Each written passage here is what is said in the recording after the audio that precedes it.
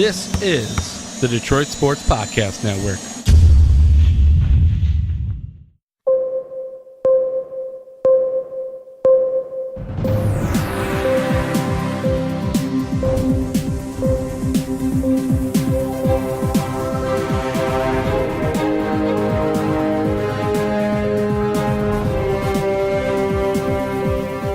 Welcome into the latest edition of the Detroit Sports Podcast. This is the one-on-one interview segment where athletes, media members come in and we share stories regarding their path to success, where they currently are, current projects, and today I'm thankful Andy Dirks, former Detroit Tiger, former Toronto Blue Jay, he responded to my message on Facebook, and I'm thankful he's here today to share some stories regarding his career, current endeavors, and the mental side of the game. I loved hearing you on different podcasts and talking about your stories and your journey and the path that you took to get to the majors and the path that you are on now in terms of building new ventures. Amazing. Welcome, Andy. Yeah, thanks so much for having me. I think what you're doing here is really good. Like we just discussed, it's something that you're passionate about, obviously, and I love it when people just reach out to me that are like-minded, that are enthused about the game, that enthused about helping people and telling stories. It's amazing. At the same time now, you're also hosting a podcast, the Get Your Game Right podcast. How did that start up, and what is the content of that podcast? Yeah, so Get Your Game Right was an idea that I actually had a little over a year ago, 2 years ago. I was kind of forced out of baseball due to injury, which everybody that plays sports at any level, eventually you're no longer able to play, whether it's injury or your age or something. So there's always a time eventually you're going to be done. It took me about a year to kind of transition from understanding, okay, I'm done playing baseball. Now what do I want to do? I started a real estate business that's really taken off and been very successful for me. So I'm thankful for that. And then on the baseball side, really if I look back at my career, things that took me to the next level, it wasn't always just my skill set.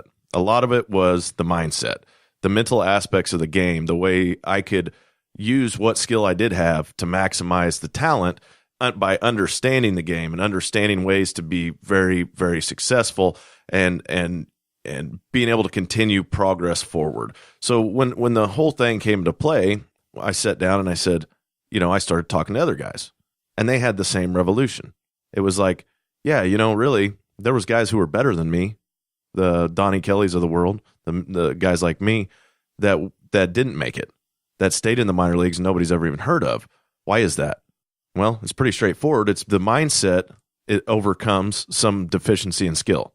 And there's guys who are very skilled that if you don't understand that and have a lack of confidence for whatever reason with that skill set, they're not going to be able to produce as well as somebody with a lesser skill set who has some confidence. What was your mindset that you said to yourself, okay, I got to work the hardest? What would you share with our audience in terms of what was the mindset that you could describe, attributed to yourself? On a daily basis, what I figured out is if I was very consistent at what I did on a daily basis, I'm talking like break it down to when I get to the field in the morning, to my pregame routines, and I could break it down and have a conscious, consistent thought that was very simple and repeatable. That's how I overcame a lot of my skill set deficiency. Because I knew if I did a certain task consistently and did it the same way every time, and it was a productive mind task, over time, that would produce good results. You don't always see them immediately. For me, say hitting was obviously is one of the tougher challenges mentally in all of sports. There's a lot of failure that comes with it. There's not a lot of gratification at times, even when you're doing the right things. So I broke down hitting to a very simple thought process of, okay, if I can just hit the ball back through the middle, it's a success. So I had a lot less failure that way. So even if I hit a hard ground ball to second or shortstop, it was still a success. It was an out on paper, but I knew if I did that continually over and over and over, the results are in the end are going to be better than if I'm just up there without a thought at all. In working with athletes, especially baseball players, it's really interesting.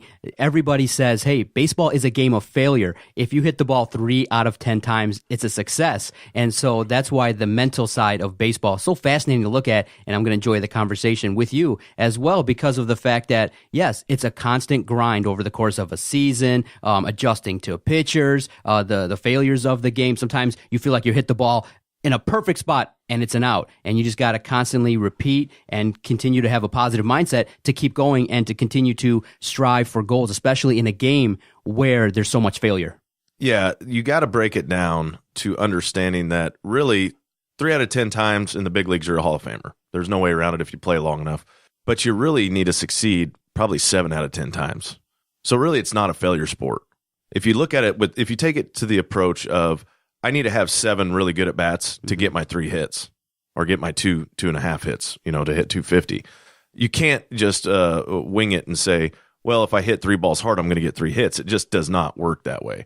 You're going to have quality at bats, and I break a quality at bat down into a different aspects. A lot of guys do it a little differently. I think, if you're seeing a lot of pitches and you have a really nice at bat, but you end up striking out, the pitcher got you. The pitcher's going to get you 3 times in the big leagues, 3 out of 10.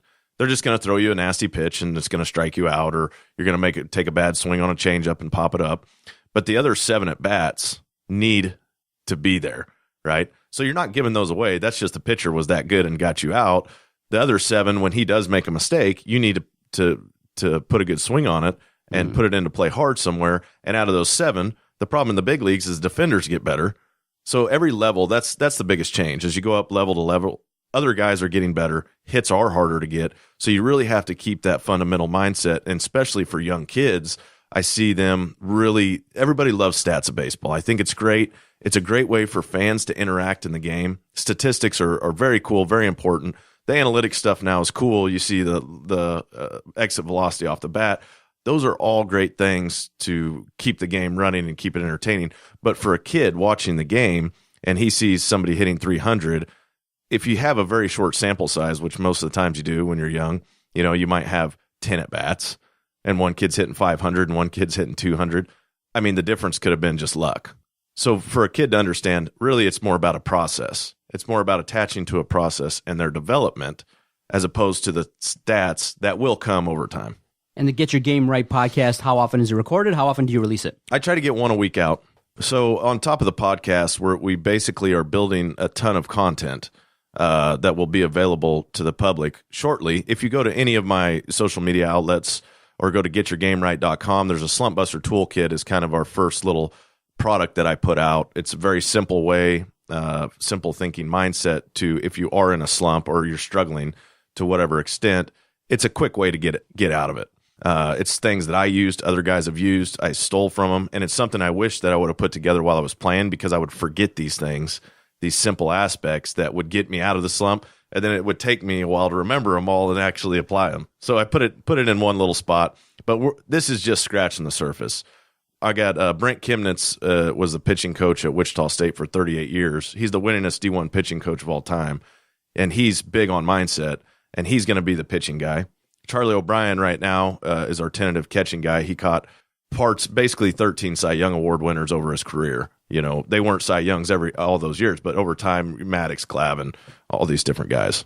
What's your current mindset now in building businesses? Obviously, you said now you're working in real estate. You're also building your game in the podcast world, and also now wanting to work with kids and also helping them to get their mindset right. So where are you currently at in terms of now the development stage of businesses? So basically, I've taken the same approach to my business as I did with my baseball career. Understanding now that I can look back on it, that it is a process. There's no such thing as just instant gratification and immediate success for things that are worthwhile. It took me 6 months to get my first sale in real estate. Part of that was because I wanted to understand the ins and outs, every little aspect, to do a really good job for clients once I got them. I think part of that's kind of my prior background as an athlete. We like to be prepared. That's what breeds confidence. That preparation going into something. If you're well prepared, take a kid that's taking an math exam. The kid who studied is way more confident and happy to go take that test. The kid who didn't is freaking out. So I wanted to not be the kid that was freaking out. I wanted the kid that had the confidence going in to do a really great job for my first few clients. And so I took the approach of, I'm going to learn it as much as I can and then continue to learn as I go, because some of it you're just going to learn just from going through transactions and deals, but always being on top and always actively striving to learn, as opposed to wait till something bad happens, then learn from that mistake.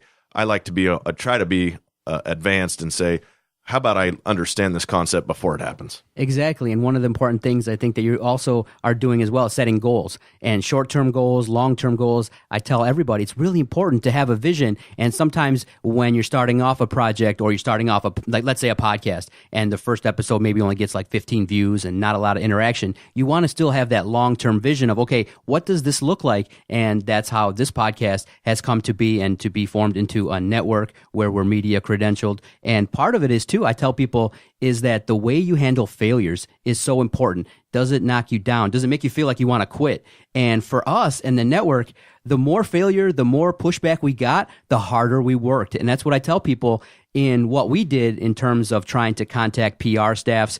We were talking before this podcast that, we tried to get credentialed all the way back in 2014. And it took us a year to get a reply. Not a no, not an official denial, 1 year to get a reply back to say, hey, what are you guys about? What is this request what is this all about? And so it started from there, and we kept emailing. We didn't give up because we had that vision of like, okay, we think we can do it. We have something to give. We have something to offer. And handling failures, making goals, really important in terms of development. Without a doubt, the difference between the successful people, or anybody that's successful at anything, is they stuck with it.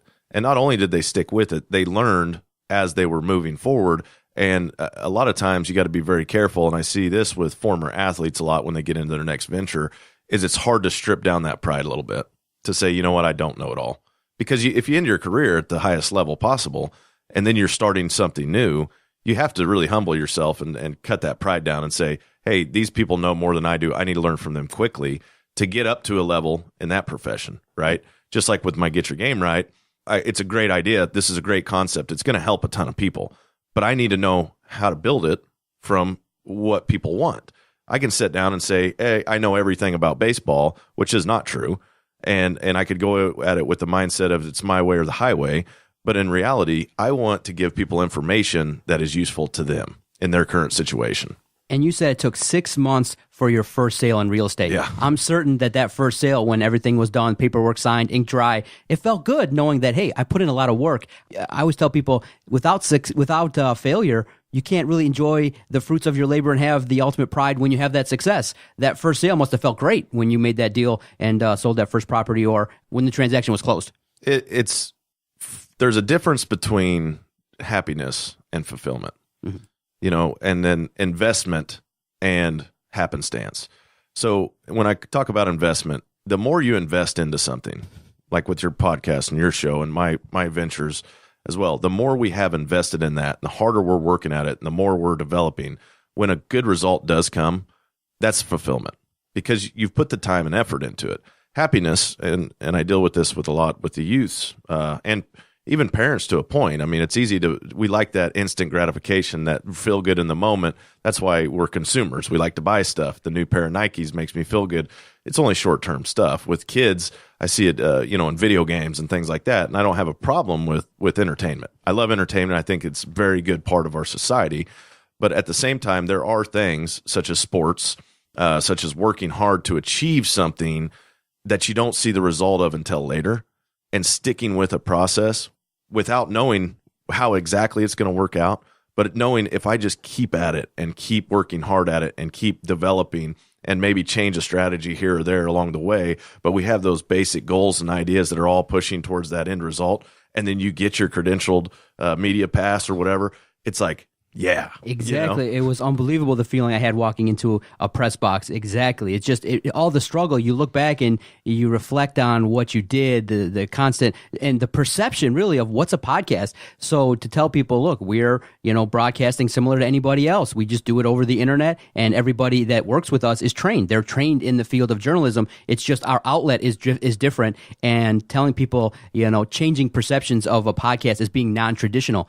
5 years later, because back in 2013, there weren't many podcasts in Detroit that were pumping out weekly content, that were doing studio shows, and that were doing great quality interviews in the world of Detroit sports. So we were kind of trendsetters in that sense. And then now where it is, where athletes like yourself who are now transitioning can also find a podcast as a way to share what they're doing now, as a way to also build their businesses. So in 5 years, we've also seen the growth of podcasting, and it's fun to also be a trendsetter, to say, hey, look, I'm a former athlete. I'm building a real estate business. I'm also trying to work with youth and teach them. So that more power to you, and all the credit to hopefully your venture's succeeding. It's going to be great. Yeah, I'm excited about all assets of it.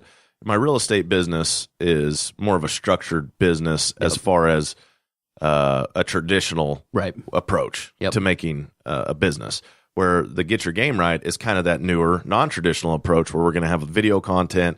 It's a service and as a product, right? It's not like the traditional mindset of you either give a product, like we're not, there's nobody in China making coffee mugs that we're about to sell. Also with the service side of it, I'm not going to sit down at your house and I'm not going to give hitting lessons. So it's kind of that new breed of instant access to information. So when somebody has a question, we have already heard that question and we've produced the answer to it, and you can just go right there and find it. Now, transitioning to the end of your career, because your situation that occurred was you were basically, 29 years old, and you had suffered 2 back surgeries, and basically you were told, look, it's probably going to be a long road for you to come back. What was that like when you're an athlete trying to meet your goals, but then now you faced a physical roadblock in terms of continuing something that you were really passionate about? Yeah, after the first back surgery, everybody said, oh, it's not going to be a big issue. You'll just come back, have the back surgery, you're out for 6 weeks, and you're back. I said, okay, cool. Didn't go well.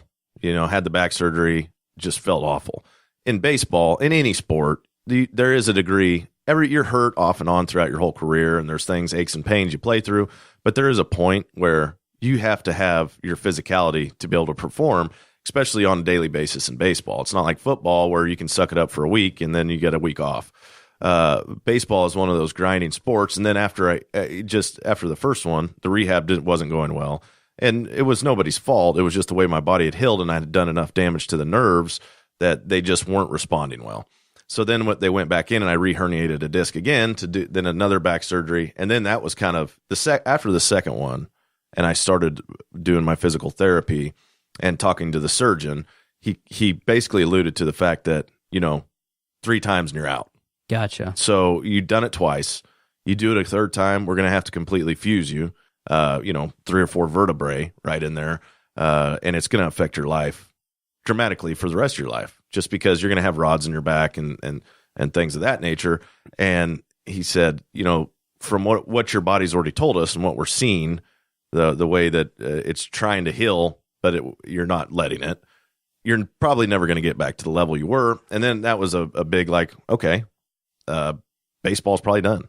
Listening to a surgeon's advice, which I take professional advice and say, I believe you. And just knowing the way my body feels, and I still don't feel great. Day-to-day activities are fine, but I can tell I've had 2 back surgeries. So even the thought, I don't golf, I don't play softball. People are like, hey, you want to come on my softball team and play? I was like, if I could play on your softball team, I'd still be playing in the big leagues. Mm-hmm. But those are, I look back at my career, and it took me about a year to kind of get over some of that resentment and why me? Life's not fair. We all want to fall into those traps.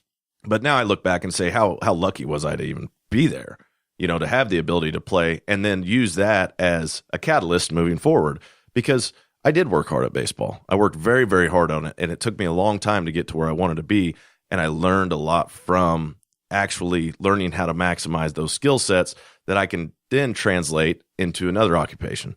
So once I got into a new occupation, really baseball was on the back burner, and I was just real estate all the way in, and then I got to thinking, I'm out here trying to get people to use my real estate business where people are contacting me all the time about baseball, because that is my background and I have a lot of knowledge in it. And I said, well, these people want it. They want to know what I think. How about I just start giving it to them? And then that's kind of how the Get Your Game Right thing developed, getting phone calls, because my contact and information became public once I went into real estate. And then I said, well, this could be a good way to not only give back, but to also start another business.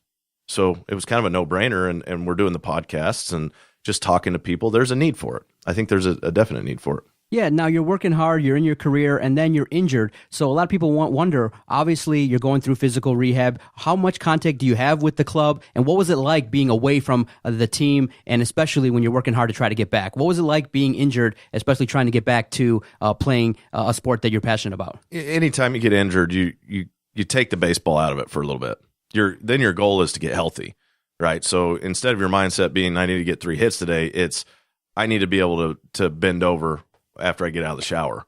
Because after I had my back surgery, basically your life, your normal day-to-day life is not the same. Like when you're recovering from back surgery, you can't do a lot of things. You're in bed a lot, things like that. So that's a pretty realistic way to say, okay, this is what I need to focus on. And then as far as the club's concerned, once you get injured, they put you into a protocol with your physical therapist and trainers. They sent me to Lakeland, Florida to have my back surgery. And then I stayed down there. So I wasn't even in Detroit rehabbing my back. And then you're going through the protocol of let's get you healthy, right? Don't worry about baseball. You need to be healthy before we can even think of that. Was it torture just being away from the game, or was your mindset like, look, little goals, let's just try and feel better day by day, and that's what helped you get through? What was it like being away from the game? It wasn't great because I'd done that my whole life. And I really love baseball. Baseball is a sport that I don't think there's another sport like it. It was a way for a guy like me, who's not the tallest guy, not the strongest, pretty average makeup, to be able to play at a very high level, which, Kurt David is a guy who's from Glory Days. He has a TV show, and we just had the discussion. He's 6'9", and he had a chance. He played in Europe, some pro ball in Europe, and but me being 6 foot, the odds of me making it in the NBA aren't great. Where he's 6'9", he had a real shot. So baseball is an equalizer sport. You see Jose Altuve, but then you also see Aaron Judge. So guys on completely different spectrums who are the little guy all the way up to the big guy, and they're all competing on the same field. That's not common in sports. Where did you first develop your love of baseball? Take us through your early childhood, your development of the love of sports. What sports were you into, and what teams did you gravitate towards if you were a fan of baseball as a kid? I have always been a fan of a challenge. So not even as much baseball related. Sports was a good way to accentuate those challenges. I really enjoy when something is not easy, figuring out a way to do it. Like I taught myself how to play guitar. I do things. I like to cook. I do a lot of things that have a little bit of challenge to them. So in baseball, it was a good way. I was a kid now. If you being a psychologist would have diagnosed me with ADHD, ADD, ARDD, DDD, right? All the D's you had. Acronym. All the H and the D's you had. I had every acronym, probably. I was a very high energy kid. It was a good way for me to release that energy in a positive manner, as opposed to going out and breaking stuff or whatever. So sports was really good for me to kind of focus and concentrate on those challenges and learning to become better. How do I get better at these challenges? And that's what's always been a factor in my life that's helped me succeed at most everything I've done. It's attaching to the challenge, not so much. It's baseball. That's great.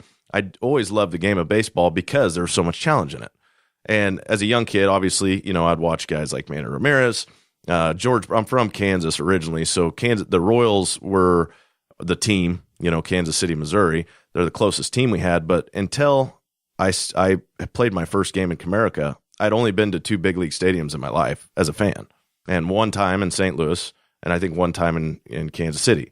So I'd only ever been inside of two times a big league stadium. The third time, I'm playing left field for the Tigers. And so you said that part of what you liked was the challenge. What was the early on challenges of baseball when you're, early on playing maybe Little League or travel ball? What were the early challenges that you were seeing? The challenges, and I played all sports. I played football, basketball, baseball. You don't see that as much now just due to somewhat of the opportunities that kids have, things of that nature. But challenges that I liked back then was, it's not me sitting in a classroom and having to learn numbers and reading. I was a very adventurous and outgoing kind of guy.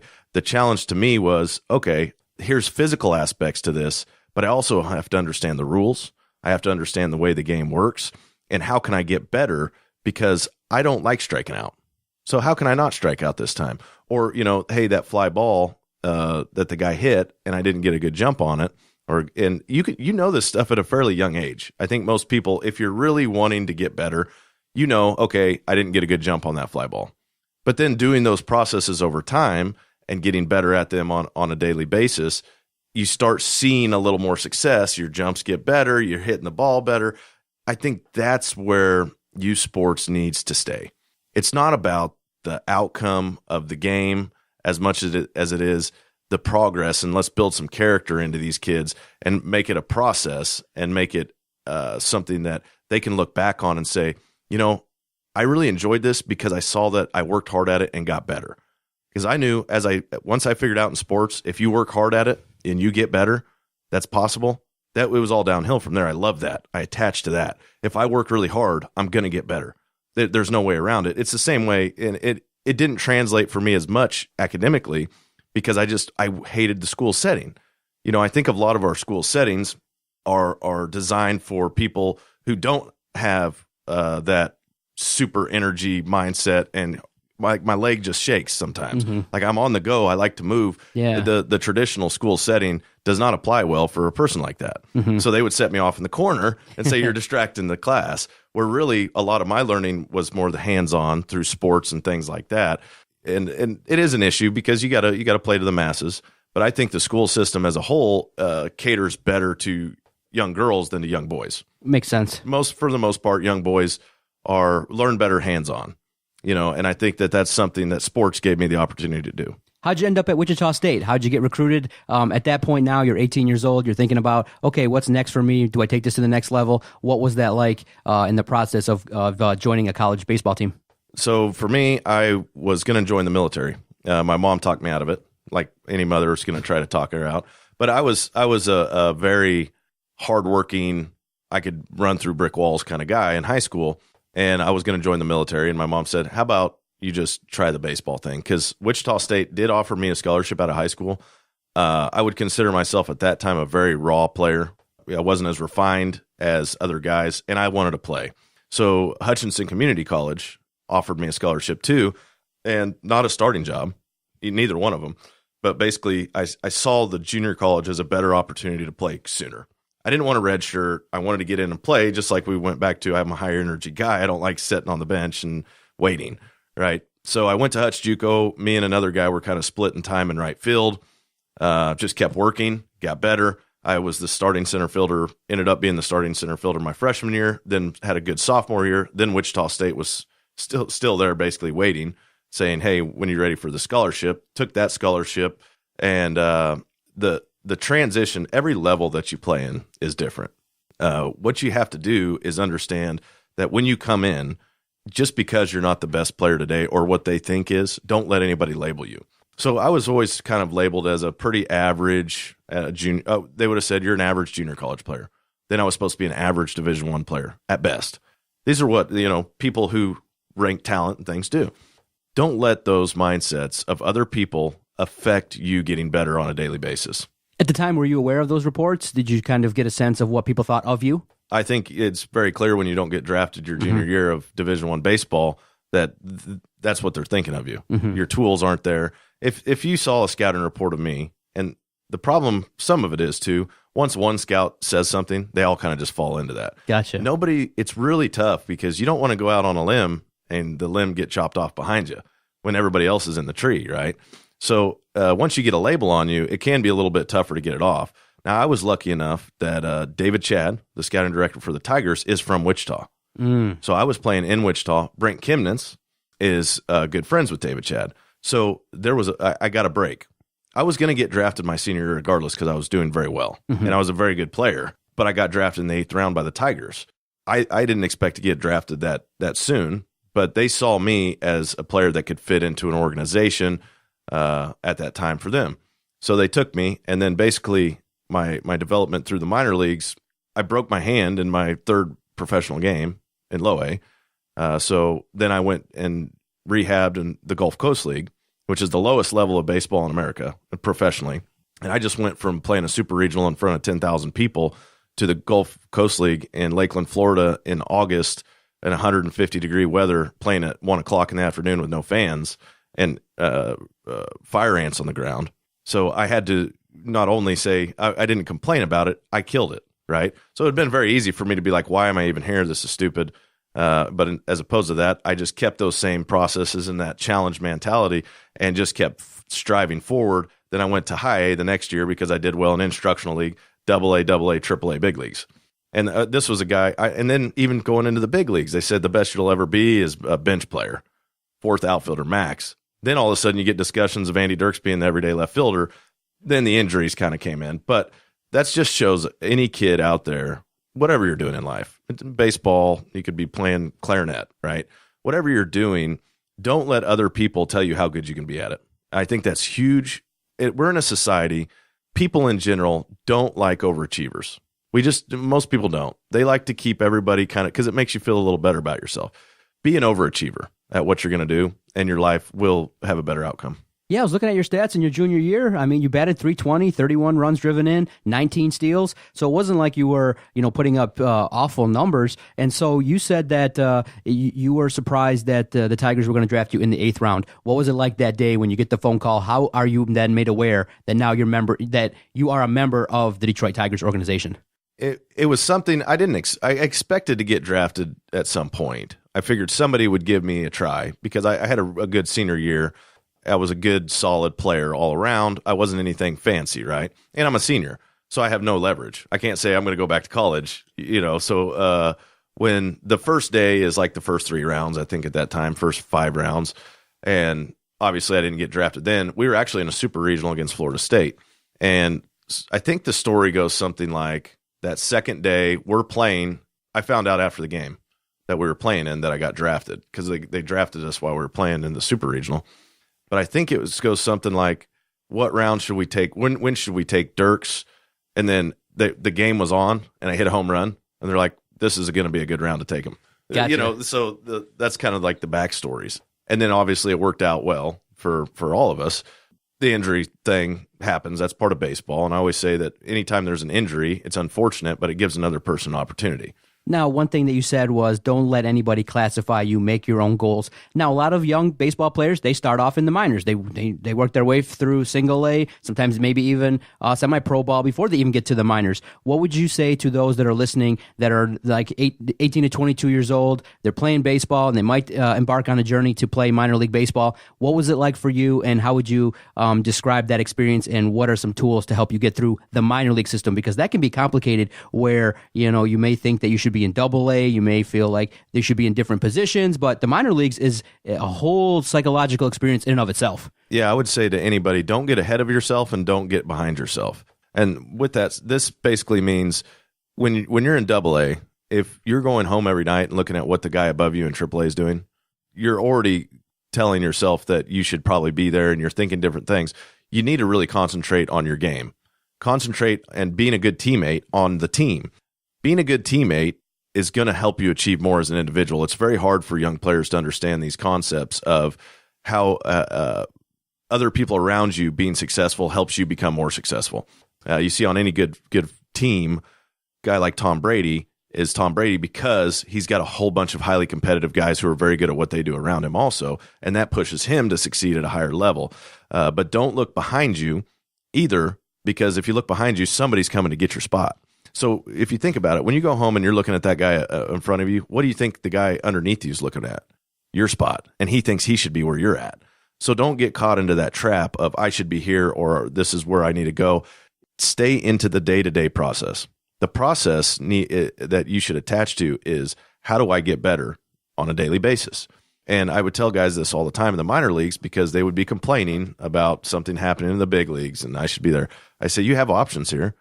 You basically have two, the way I see it. You can either quit baseball and save yourself the headache of worrying about all this, or you can get better.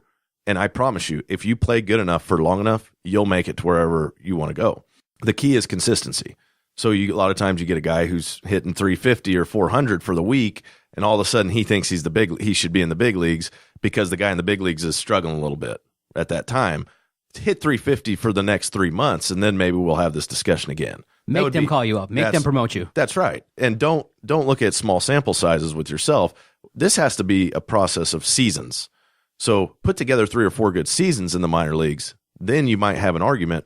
And then you'll get to the point where your confidence is good enough when you do get to the big leagues and you do have a little failure, you know you can succeed because you see it. It's one thing to get to the big leagues. It's another thing to stay there. You see guys all the time get called up and do awful. They get called back down. They might not ever get another shot at it. They thought they were prepared and ready, but they were not, right? What were those bus rides like? I mean, those are times where you can connect with your teammates, share stories, learn about yourself and others. And some people say, look, man, those were some tough rides after some games and things like that. Sometimes it can be a grind, but what were the bus trips like for you in your path in the minor leagues? In the minor leagues, until you get to AAA, a little bit in AA, but mainly AAA, it's mainly you're playing with guys who are aged pretty similar to you. Okay. So at least when I was going through, we weren't dealing with a lot of 18-year-olds in AA. Okay. We're not dealing with a lot of 40-year-olds in AA. Then you get to AAA, it's changed. But from AA and before, it's kind of like your group of buddies. Mm-hmm. You're in these crummy hotels, you're taking these long bus trips, you're eating terrible food, and you're all doing it together. And there's camaraderie there, and for the most part, it's a pretty easy way to come together as a team because you're all in it. Some guys get jealous and don't want you to do good. Those guys always failed that I saw. Anybody that was jealous that another guy was succeeding always failed. He was too worried about other people and not worried about himself enough, probably. But then once you hit AAA, you start playing with grown men. And that was wow, AAA is much different. These guys have families. These guys, they're not going out and having a beer after the game. They're going home to their kids. So that was a whole new mindset. And then in the big leagues, the same way. So really, once AA is kind of over, that's the last of what I would call the college years, the camaraderie college years. Because you really go from college where you don't have any money into the minor leagues. My first minor league paycheck was $1,100 for the month. Nobody's got money. Right. And we're all just kind of scrapping by. You got 6 guys living in a tiny apartment. And then you get to AAA and it's grown men. And that's when life kicks in on top of baseball. We fast forward to May of 2011. You get the call up. How do you hear the news, and what's it like going from the minors to the majors when you first get called up? Yeah, so I was doing well in Toledo. I was just doing my thing. I was hitting well in Toledo, just playing ball. I was in big league spring training, and then they sent me down, which I expected. You can't expect to take somebody's spot in spring training. I think there's always a couple battles, that are maybe something's up in the air, but for the most part, whatever the people did the year before, if they're going to stick with them and they had a decent year, you can be an awful spring, have an awful spring and still be okay. They kind of have the roster set. So I went knowing I was going to go to Toledo. I just did my thing in Toledo and was doing very well. And Maglio Ordonez broke his ankle. And I didn't know it at the time, but I get a call from Phil Nevin. We just got into, I don't even remember I think it was Charlotte in AAA. And I get a phone call to my hotel room. Hey, it's Nev. You want to go to come down and have lunch? And I'm like, what? Like he's never gonna take his player to lunch. Really, we just don't. There's kind of that relationship, manager player relationship. I'm like, he wants to take me to lunch. That's strange. So obviously I go down and he's like, I'm kidding. I'm not taking you lunch. You have to buy your own. But you are going to the big leagues, so get your stuff packed. And I was like today I'm going. And he's like, yeah. Well, you're gonna get on a bus, take the plane, whatever, and get to the stadium. Their game starts at 7, and they need you there as a backup in case something happens. And I was like, cool. So then I get into Detroit, and I don't play that day. They have my stuff ready, but walking into the clubhouse, and I'm sitting in the dugout in Comerica Park, and the big league game's going on, and it's like, wow, yeah, that happened quick, So then it took me a couple of days before I got my first start because we had rainouts.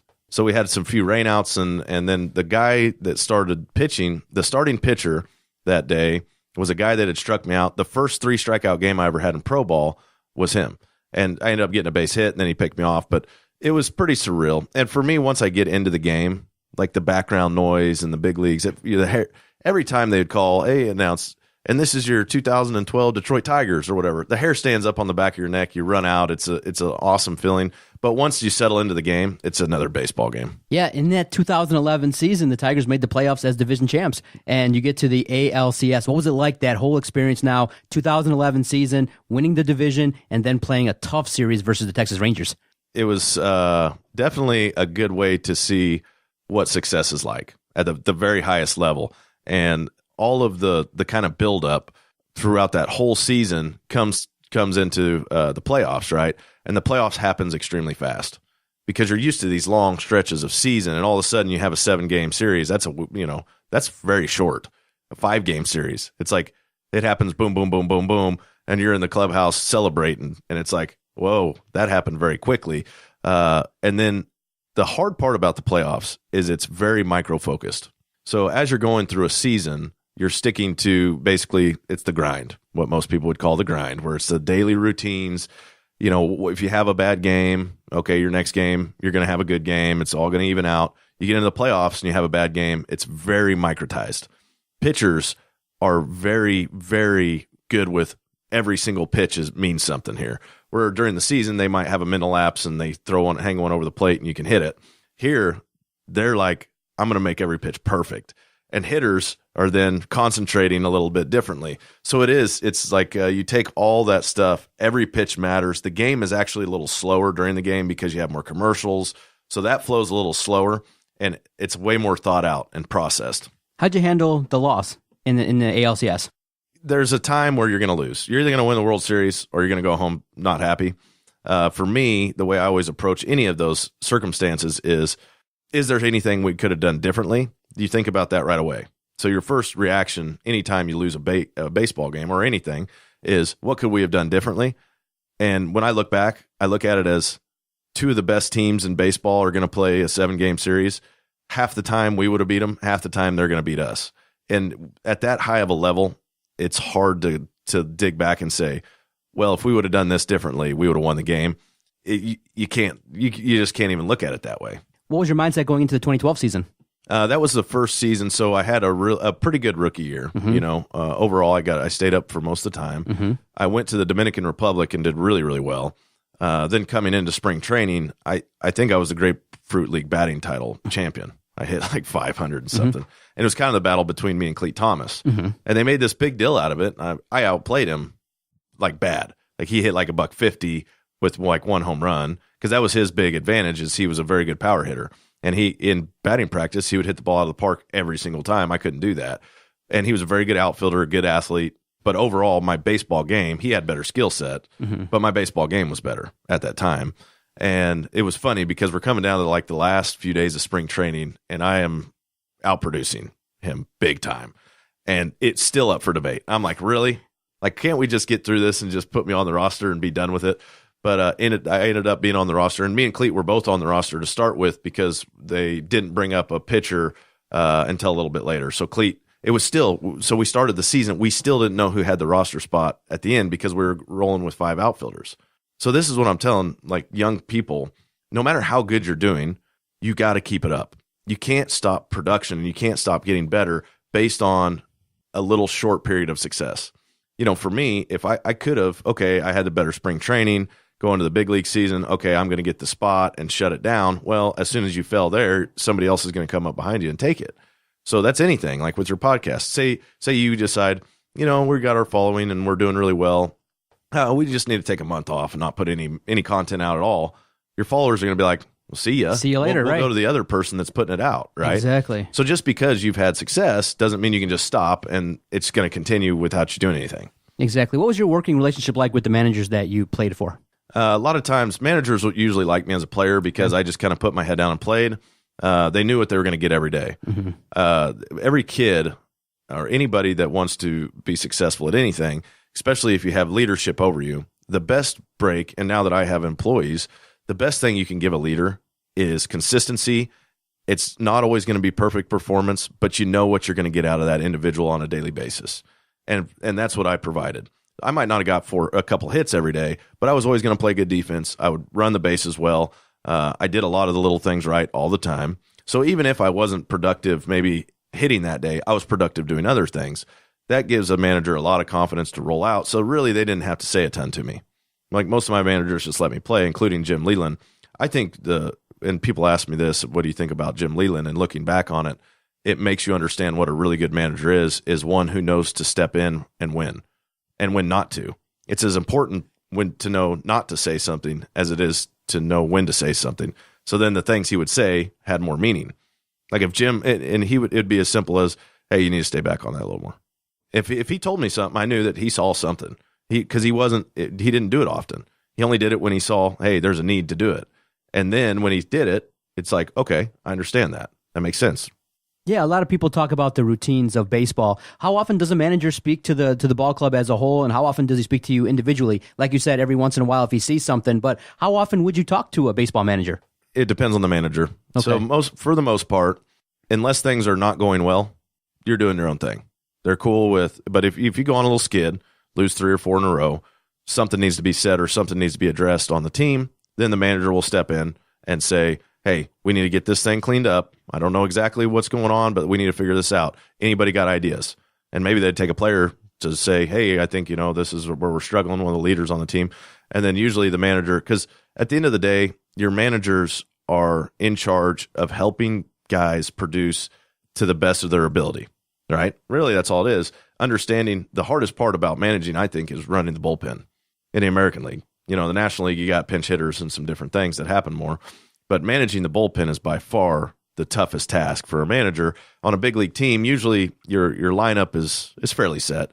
The team this year is a little different because you got a lot of youth and you got some different things happening. But when I played, Austin Jackson would lead off, Torrey's hitting 2, Miggy's hitting 3rd, Victor's hitting 4th. It's like boom, boom, boom, boom, boom, boom, boom. Johnny's hitting 6th. So there wasn't as much thinking in that for him. But when it came to the bullpen, that was our issue. And that was where I thought he did a very good job of knowing when to use guys, what situations to put them in to help them succeed. And then when it comes back to talking to him, he's not going to say anything unless he needs to. Because once you get to the big leagues, you're there for a reason. And you shouldn't need coached as much. You still need to work on things. But once you hit the big league level, if you're needing serious coaching, you're going to go back to the minor leagues. Because nobody's got time to teach you how to catch a fly ball in the big leagues, right? If you don't know how to do it, we go to the minor leagues and figure it out, and we'll call you back up when you're ready. So you're in a clubhouse with Miguel Cabrera, Johnny Peralta, Victor Martinez, great hitters. What did you observe? What did you take away from watching them, especially on the field? Because that was the height of their powers when they were doing some massive things productivity-wise on the baseball diamond. Some of the natural ability that those guys had. Miguel Cabrera is the perfect storm of a hitter. He's big, he's strong, he's flexible, his hands stay inside the ball. He can see very well. Some of the stuff, I would take stuff away from them and implement it into my game, but some of the stuff I couldn't. I was talking to Miggy one day on the bench, and I'm like, because he hit this guy's slider for a base hit to right, and it was a really nasty slider. And I'm like, hey, do you see that slider? He's like, yeah, you see the little dot out of his hand. And I'm like, I've never seen a dot out of the pitcher's hand. Wow. It's like that's a different ability level. Like I never saw spin unless he really hung it, But he was able to he's like, yeah, he's kind of on the side. That's the slider. And I'm like, my vision's not that good apparently. So some of that stuff is natural. But then also seeing their focus on a daily basis. Victor Martinez had one of the most impressive seasons that I'd have ever seen as far as a hitter. So Miggy's got the most talent and works his butt off to be a great hitter. But Victor, I think, has less talent, but still was able to put together really good seasons. At one point, he had only struck out like 10 times going into almost halfway through the season.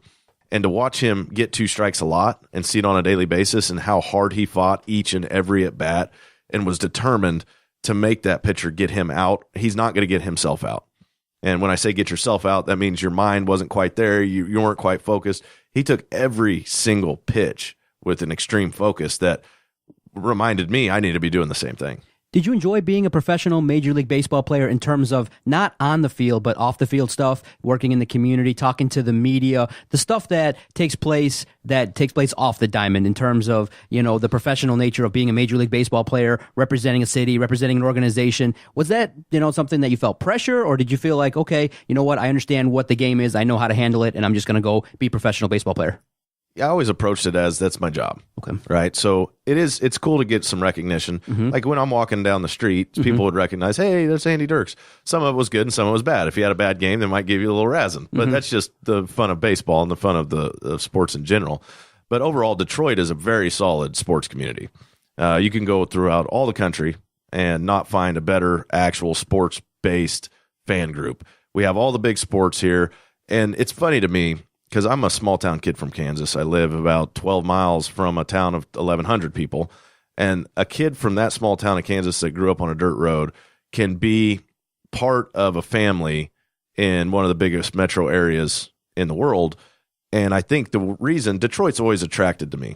Detroit, the fans always loved me. I think it's because I'm a kind of the blue collar vibe that Detroit's built on, and that still continues to run Detroit even after a terrible economic time. Detroit said, well, that's a tough time, but this is what we're going to do. We're going to put our boots on and get back to work.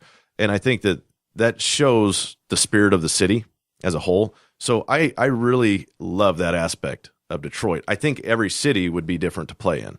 New York is going to be different with that. But for what I did and seeing the love that Detroit gave me, I mean, I really enjoyed that part of it. It's nice when people love you, right? Yeah, exactly. And we talked about the fact that your playing career kind of got started off around 2008, around the time social media started to pick up, especially via Twitter, and the way the fans could interact with you and the way they could message you pretty much directly. And you had said that for you, you really stayed off of social media, and you felt like it was basically when you did an evaluation, pro versus con, the cons really outweighed the pros. Why? So basically, I saw players getting in trouble on Twitter with their organizations, on social media, on Instagram or whatever, at the platform, the Facebook stuff. They would put out an emotional tweet or an emotional thread that, who knows, they were just sitting at home and maybe had a few drinks and probably shouldn't have done it. And next thing you know, that guy doesn't have a job anymore because he just, said something to his team. Or you get fans on there who, fans or haters. And I was like, I'm not going to put myself through the stress every day of seeing negative stuff about myself, because I already know that there's plenty of negative about me. I don't need to be reminded that I was 0 for my last 15 and Andy Dirks might be going to AAA and da-da-da-da-da. So I really just wanted to focus on my game. How can I get better? As opposed to bringing a lot of negative energy into my life. Now, I think where it's headed now is actually better. We're getting better with it. And I really, being an older school, I'm not an old school player. I like technology. I think there's a lot of advantage in different things, but I put my head down and played more like Mike Trout. So he's not glitz glamour. He doesn't pimp home runs. But then you have guys that are a little more that way, and it adds an excitement and energy to the game. So I think that being able to express individuals can express themselves a little bit on social media, and that's okay. I think that's good for the game because fans like to interact with players. That's just part of the beauty of baseball, and part of the beauty of sports is they like to see them on a human level too. And you get to see that through social media for young kids. And it adds an excitement and an energy that wasn't there before because there's more access. Like, somebody will go on and pop a tweet off and it's like you're in their life, which is pretty cool. So I think that way it's been very beneficial. Now, when I was doing it, it was still so new. We were the social media babies. There was guys that were doing it and getting in trouble. And then the next thing you know, they put out a policy, political tweets and stuff just got wild. And every media outlet was attaching to how can we destruct this and cause a fire. And then the next thing you know, in the press, there's Torrey Hunter's a homophobic, which isn't true at all, but they take out these things from a tweet or whatever and really break it down and then try to just terrorize a guy. And I saw that and I'm like, no, thanks. No, thanks for me. Yeah. Not if I played now, I would use it. Okay. I think definitely I would use it. And now, in a business, I use it all the time.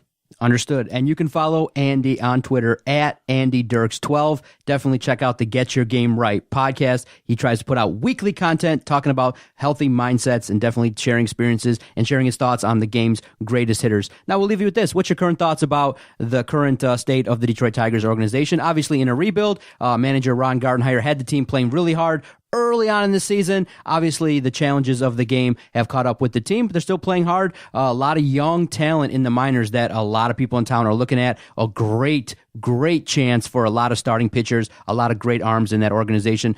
What's your stance? How much involvement are you in terms of peeking into what the Detroit Tigers are doing? Anytime you do a rebuild, it's going to take at least 3 years.